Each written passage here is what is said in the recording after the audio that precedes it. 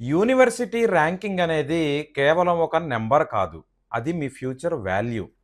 ఎందుకు చెప్తున్నానంటే, నేను రీసెంట్‌గా ఒక స్టూడెంట్ ప్రొఫైల్ చూసినప్పుడు 10థ్ క్లాస్‌లో 98%, ఇంటర్మీడియేట్‌లో 96%, బీటెక్ వచ్చేటప్పటికి ఒక ఎన్ఐటీలో కంప్లీట్ చేసి, మల్టీనేషనల్ కంపెనీస్‌లో జాబ్ చేసి, అతను 5 ఇయర్స్ ఎక్స్‌పీరియన్స్ తర్వాత యూకేకెళ్ళాలని డిసైడ్ అయిన తర్వాత, అతను ఒక నాన్ క్యూఎస్ ర్యాంక్డ్ యూనివర్సిటీకి అప్లికేషన్ చేసుకోవడం జరిగింది.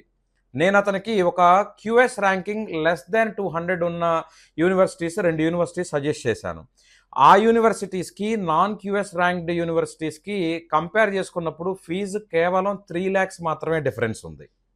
సో నేను అతనికి ఎందుకు నీకు 3,00,000 ఎక్కువ ఉన్నా సరే ఈ యూనివర్సిటీకి వెళ్ళాలి, ఇందులో టీచింగ్ మెథడ్ అనేది ఎట్లా ఉంటుంది, కోర్స్ కరికులం ఎట్లా ఉంటుంది, వన్స్ మీ కోర్స్ కంప్లీట్ అయిపోయిన తర్వాత జాబ్ ఆపర్చునిటీస్ అనేది ఈ నాన్ క్యూఎస్ ర్యాంక్డ్ యూనివర్సిటీస్తో కంపేర్ చేసినప్పుడు ఇందులో ఎలా నీకు మంచి జాబ్స్ అవకాశాలు దొరుకుతాయి, రీసెర్చ్ ఓరియంటెడ్గా ఉండే సిలబస్ చేసేటప్పుడు ప్రొఫెసర్స్తో ఎట్లా నువ్వు వర్క్ చేసుకొని నీ స్కిల్స్ని ఇంప్రూవ్మెంట్ చేసుకోవడానికి అవకాశం ఉంటుంది అనే విషయాలు ఎక్స్ప్లెయిన్ చేసిన తర్వాత అతను విచిత్రంగా 3,00,000 డిఫరెన్స్ ఉన్న యూనివర్సిటీస్ కంటే కూడా ఆల్మోస్ట్ 8,00,000 అతను చూస్ చేసుకున్న యూనివర్సిటీ కంటే 8,00,000 ఫీజు ఎక్కువ ఉన్న యూనివర్సిటీని సెలెక్ట్ చేసుకొని ఆ యూనివర్సిటీకి వెళ్ళబోతా ఉన్నాడు.